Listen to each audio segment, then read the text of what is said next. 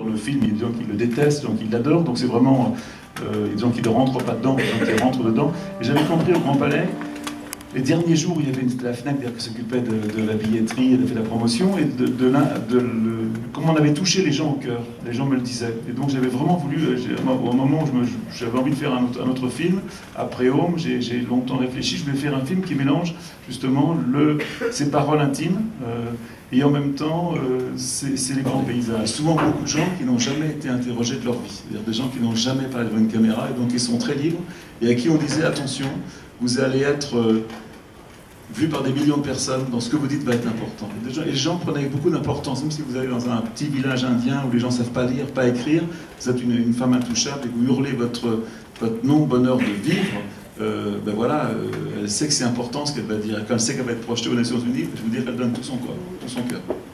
Alors justement, tous ces gens, ces 2000 personnes, comment ont-ils été choisis, trouvés?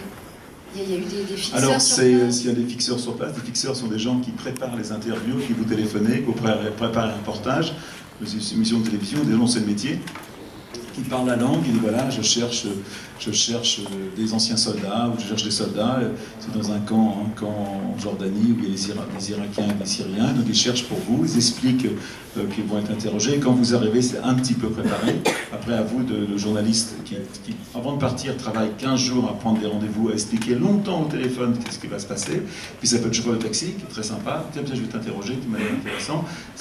Dans le film, il y a une femme de chambre brésilienne qui travaille dans l'appartement des journalistes, on l'a interrogée, elle est dans le film, donc c'est vraiment, tous les gens qui sont ici peuvent être très bons interviews pour Human. D'ailleurs, j'en ai fait que 6000 et j'ai encore 7 milliards à faire, donc je vais encore vivre très très vieux. Et chacun a quelque chose à dire à l'autre. Et il n'y a pas de gens meilleurs que les autres, plus importants. C'est vrai que, par exemple, les vétérans américains, comme vous pensez qu'il y a 17 vétérans américains qui se suicident tous les jours aux États-Unis, c'était intéressant de comprendre pourquoi voilà, que la guerre rend fou, que c'était un vrai traumatisme et que c'était intéressant pour moi d'en parler. Donc on va couper ce qui n'est pas intéressant, on va garder ce qui est fort, donc on mettait ces visages au milieu qui nous permettent qu'on ne voit pas les coupures. C'est pour ça qu'il y a souvent des visages au milieu des interviews.